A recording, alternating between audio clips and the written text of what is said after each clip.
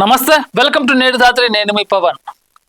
BJP ప్రభుత్వానికి మోదీకి shock ఇచ్చిన పీకే అంటే పవన్ కళ్యాణ్ కాదు, ఎన్నికల వ్యూహకర్త ప్రశాంత్ కిషోర్. కొన్ని సంవత్సరాల క్రితం మోదీకి సపోర్టుగా ఉన్న ప్రశాంత్ కిషోర్ అనూహ్యంగా ఎన్నికల్లో పోటీ చేసి అఖండ మెజారిటీతో బీజేపీ ప్రభుత్వానికి షాక్ ఇచ్చాడు. అయితే 2014 వరకు మోదీ ప్రభుత్వాన్ని రాష్ట్ర రాజకీయాల్లో కాదు, యావత్ దేశ రాజకీయాల్లో ఒక బ్రాండ్గా తీర్చిదిద్దారు ప్రశాంత్ కిషోర్. అలాంటిది సొంతంగా జన్ సురాజ్ అని ఒక పార్టీ పెట్టి గత ఎన్నికల్లో పోటీ చేసినా కానీ అనూహ్యంగా ఫలితాలు రాలేదు. కానీ ఈసారి బీహార్లోని బంకింపూర్ ఇక్కడ జరిగింది, అంటే బీహార్లో జరిగిన ఎలక్షన్లో బంకిపూర్లో అక్కడ బై ఎలక్షన్ జరిగితే అక్కడ స్వయంగా మన పీకే ప్రశాంత్ కిషోర్ నిలబడ్డారు, అంటే ఎమ్మెల్యే క్యాండిడేట్గా. అయితే అక్కడ బీజేపీ క్యాండిడేట్ని గత 30 సంవత్సరాల కాలంగా బీజేపీ అక్కడ రాజ్యాన్ని వెళ్తుంది. అలాంటి స్థానంలో బీజేపీని ఓడించి ప్రశాంత్ కిషోర్ దాదాపు 16,000 పైచిలుకు ఓట్లతో అఖండ విజయాన్ని సాధించారు. ఇక్కడ మనం అర్థం చేసుకోవచ్చు, మోదీ ప్రభుత్వానికి ఇది సరైన సమయం కాదు. యువత తిరగబడ్డది, ప్రజాస్వామ్యం తీర్పు ఇచ్చింది, దీంతో మోదీ ప్రభుత్వం అయిపోతుందని అందరూ భావిస్తున్నారు. అయితే ఇక్కడ బీహార్లో ప్రస్తుతం ఉప ఎన్నికలు రావడం కారణం, అక్కడ గతంలో బీజేపీ ఎమ్మెల్యే అభ్యర్థి ఎవరైతే ఉన్నారో ఆయన రాజ్యసభకు ఎన్నికవడంతో ఆయనకు బీజేపీ జాతీయ అధ్యక్షుడిని కట్టబెట్టడంతో ఆయన పేరు నితిన్ నవీన్, ఆయన బీజేపీ జాతీయ అధ్యక్షుడుగాను రాజ్యసభలో అడుగుపెట్టారు. దాంతో ఆ స్థానం ఖాళీ అయ్యి ఉప ఎన్నికలు జరిగినాయి.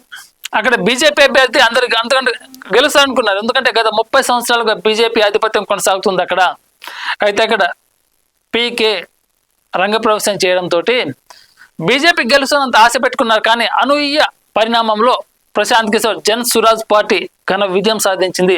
దీంతో రాజకీయాల్లో ప్రశాంత్ కిషోర్కి గ్రాస్ పెరుగుతూనే వస్తుంది.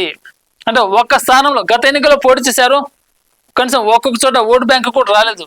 కానీ ఈసారి 30 సంవత్సరాల బీజేపీ స్థానాన్ని అంటే కుంభస్థలాన్ని బద్దలు కొట్టి అనూహ్య విజయం సాధించడంతో ప్రశాంత్ కిషోర్ కూడా రాజకీయాల్లో మంచి అంటే ఫలితాలు రాబోతున్నాయి.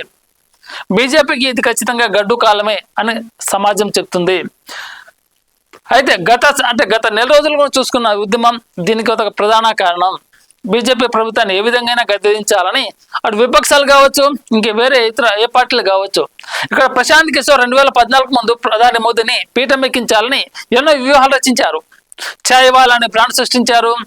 గుజరాత్ సీఎం దగ్గర నుంచి ప్రధాని మోదీ పీఎం అయ్యే వరకు అన్ని విధాలుగా ప్రశాంత్ కిషోర్ ప్రధాని మోదీ గారికి వెన్నంటే ఉన్నారు. కానీ ఇప్పుడు బీహార్లోని బంకిపూర్లో జరిగిన ఉప ఎన్నికల ఫలితాల్లో మోదీ ప్రభుత్వాన్ని షాక్ ఇవ్వడం కాకుండా యావత్ పీకే అంటే పీకే రాజకీయ పార్టీ యావత్ దేశం మొత్తం మారు మోగుతుంది. మరి మోదీకి షాక్ ఇచ్చిన పీకేకు ప్రజలు బ్రహ్మరథం పడతారా, లేకపోతే ఒక చోట ఓటమి పాలైన బీజేపీ ప్రజల గుండెల్లో ఉంటుందా చూడాలి. మరి ఏదేమైనా సరే ప్రజాస్వామ్యంలో నిబద్ధత ఉంటే ప్రజలు సానుకూలంగా స్పందిస్తారు. మొన్న యువకులకు సంబంధించిన విషయంలో కూడా మోదీ ప్రభుత్వం తప్పు చేసిందని ఈసారి బీహార్లోని బంకిపూర్ జిల్లాలో ప్రజలు అనూహ్యంగా తీర్పునిచ్చారు. మరి రాబోయే రోజుల్లో ఇలాంటి పరిణామాలు ఎదురైతే బీజేపీ ప్రభుత్వానికి చెప్పలేం, ఎందుకంటే ఫలితాలు ఏదైనా ప్రజా నిర్ణయంలో ఉంటుంది. ఇప్పుడు బీహార్లో జరిగిన ఉప ఎన్నికలు అంటే అదే ఆదర్శంగా తీసుకొని వేరే రాష్ట్రాలు ఎక్కడైనా జరగవచ్చు. అంతిమ నిర్ణయం ప్రజలదే. ప్రజలకు మంచి చేస్తే గెలుపునెక్కిస్తారు, లేకపోతే పాతాళానికి తొక్కిస్తారు. ఇదే విధంగా బీజేపీకి ప్రశాంత్ కిషోర్ రాజకీయంగా ఇది విసిరిన సవాల్. ఇది మీకు సాయం చేసి నేను మీ మీదనే గెలిచాను, 30 సంవత్సరాల మీ స్థలాన్ని కుంభస్థలాన్ని బద్దలు కొట్టాను, ఇక రాజకీయంలో బీజేపీకి స్వస్తి అని చెప్పడానికి ఇది ఒక నిదర్శనం. ఏదైతేనే రాష్ట్ర రాజకీయాల్లో కాదు, దేశ రాజకీయాల్లో ప్రశాంత్ కిషోర్ పేరు ఇప్పుడు మారు మోగిపోతుంది. లేటెస్ట్ అప్డేట్స్ కోసం మన నేటి ధాత్రి ఛానల్ని సబ్స్క్రైబ్ చేయండి. అలాగే మీకు నచ్చిన వీడియోని లైక్ చేసి షేర్ చేసి కామెంట్ చేయండి.